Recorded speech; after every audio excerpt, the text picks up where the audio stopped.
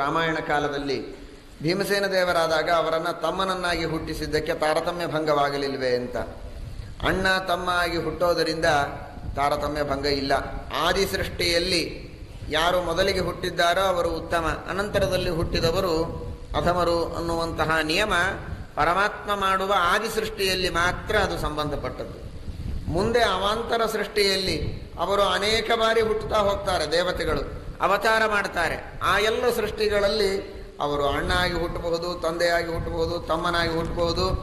ಅದು ತಾರತಮ್ಯಕ್ಕೆ ಸೂಚಕವಲ್ಲ. ತಾರತಮ್ಯಕ್ಕೆ ನಿರ್ಣಾಯಕವಾದದ್ದು ಅವರ ಸ್ವರೂಪವನ್ನು ಹೇಳತಕ್ಕಂತಹ ಶಾಸ್ತ್ರಗಳು ಹಾಗೂ ಆದಿ ಸೃಷ್ಟಿಯಲ್ಲಿ ಅವರು ಹುಟ್ಟಿರತಕ್ಕಂತಹ ಕ್ರಮ, ಅದರಿಂದ ತಾರತಮ್ಯ ನಿರ್ಣಯ ಮಾಡುವುದು. ಭೀಮಸೇನ ದೇವರು ಅವರ ಶುದ್ಧವಾಗಿರತಕ್ಕಂತಹ ಭಾಗವತ ಧರ್ಮ, ಅದಕ್ಕೆ ವ್ಯತಿರಿಕ್ತವಾಗಿ ನಡೆಯುವ ಸಂದರ್ಭ ಕೆಲವು ಅನಿವಾರ್ಯವಾಗಿ ಬರ್ತಾ ಇತ್ತು. ಉದಾಹರಣೆಗೆ, ಪರಮಾತ್ಮನ ನಿಂದೆ ಮಾಡಿದ ತಕ್ಷಣ ಅವರ ನಾಲಿಗೆಯನ್ನು ಕತ್ತರಿಸಿ ಅವರನ್ನು ಸಂಹಾರ ಮಾಡಬೇಕು ಅನ್ನುವುದು ಭೀಮಸೇನ ದೇವರ ಪ್ರತಿಜ್ಞೆ.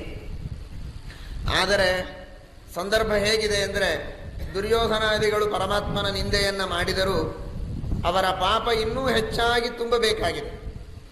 ಸಾಕಷ್ಟು ಪಾಪಿಗಳು ಅವರ ಜೊತೆಗೆ ಸೇರಿಕೊಂಡು ಎಲ್ಲರನ್ನೂ ಒಟ್ಟಾಗಿ ಸಂಹಾರ ಮಾಡಬೇಕಾಗಿದೆ ಅನ್ನೋದಕ್ಕಾಗಿ ಸ್ವಲ್ಪ ಕಾಲ ತಡೆದು ಆಮೇಲೆ ಅವರ ಸಂಹಾರ ಮಾಡುವಂತಹ ಸಂದರ್ಭ ಇದೆ.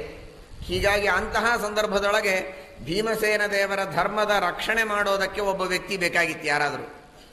ಅವನು ಯುಧಿಷ್ಠಿರ. ಅವನೇನು ಮಾಡ್ತಾ, ಈಗೇನು ಮಾಡಬೇಡ, ಸುಮ್ಮನೆ ಕೂಡು ಅಂತ ಮಧ್ಯ ಮಧ್ಯದಲ್ಲಿ ಹೇಳ್ತಾ ಇದ್ದ. ಹಾಗಾದರೆ ತಾವು ದುಷ್ಟರಾದ ದುರ್ಯೋಧನಾದಿಗಳನ್ನು ತತ್ಕಾಲದಲ್ಲಿಯೇ ಸಂಹಾರ ಮಾಡುವುದಕ್ಕೆ ಎದ್ದು ಹೊರಟರೂ ಕೂಡ ಅಣ್ಣ ಬೇಡ ಅಂತ ಹೇಳಿದ ಅನ್ನೋದಕ್ಕೆ ಸುಮ್ಮನೆ ಕೂತರು. ಆದ್ದರಿಂದ ಅವರ ಧರ್ಮಕ್ಕೆ ವಿರೋಧ ಬರಲಿಲ್ಲ, ಅದು ಅಣ್ಣನ ಮೇಲೆ ಬಿತ್ತು.